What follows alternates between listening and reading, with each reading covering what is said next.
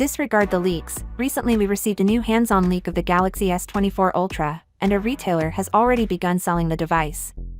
It is expected that the Galaxy S24 series will be on sale in the next days or weeks.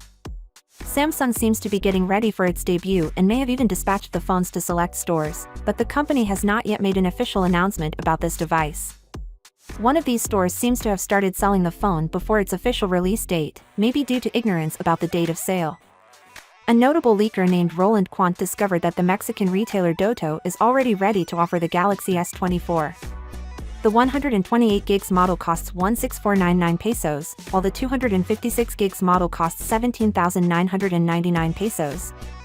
These prices are identical to those of previous models with equivalent storage capacity. It's unclear whether the shop is truly selling the smartphones or if the prices stated by the retailer for the Galaxy S24 were released too soon. It's also possible that the prices are only placeholders. 10 units of the 128 gigs Galaxy S24 and 4 units of the 256 gigs variant, according to the retailer, are the only ones now available. This means that they could be ready to ship the phones even before the official launch, but selling the phones before the official launch might damage their business relationship with Samsung, so it's doubtful that the retailer would want to take the chance.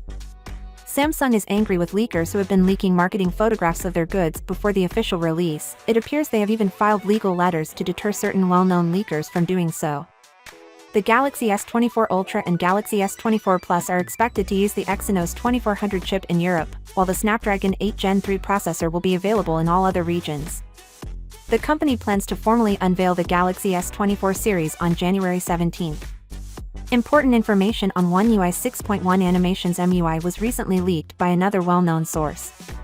The animation will seem smoother and more delicate, since Ice Universe claims that the frame rate has been boosted once again in comparison to UI 6.0.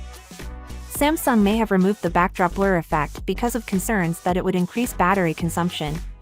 Finally, what are your thoughts about it? So without being said, let me know your thought in the comment below, and if you are new here, please subscribe. Peace out.